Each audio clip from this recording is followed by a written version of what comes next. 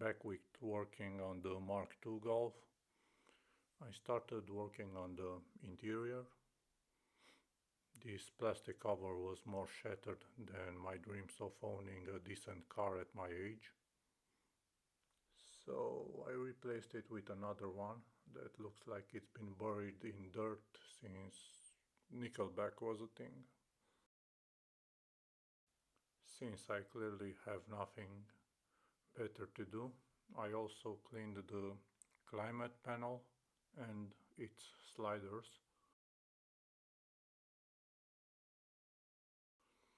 and I found some blank buttons.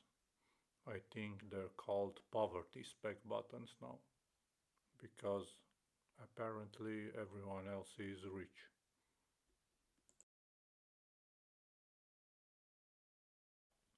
Well, would you look at this? Looks like a chocolate bar that spent 1 hour too long in the sun and smells like my ex's cooking. This is, or more exactly, was the headlight connector.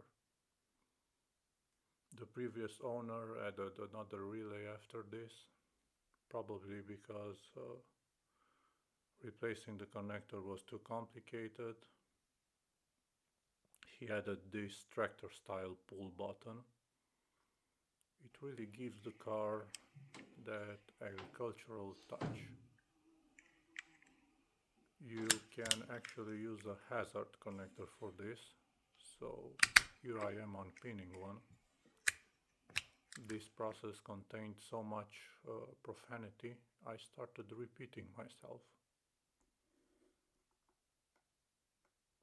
Then, one Facebook post later, a guy 600 miles away messages me and says that he has that exact connector. So he sent it to me.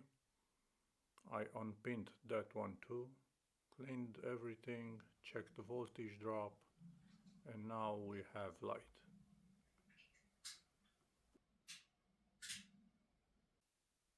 In the meantime, while waiting for that connector, I washed the old interior from the donor car.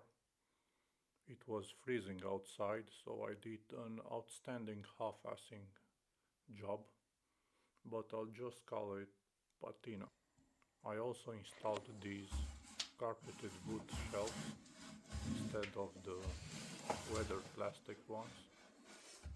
That carpet looks like it came straight out of a 70s four-star apartment.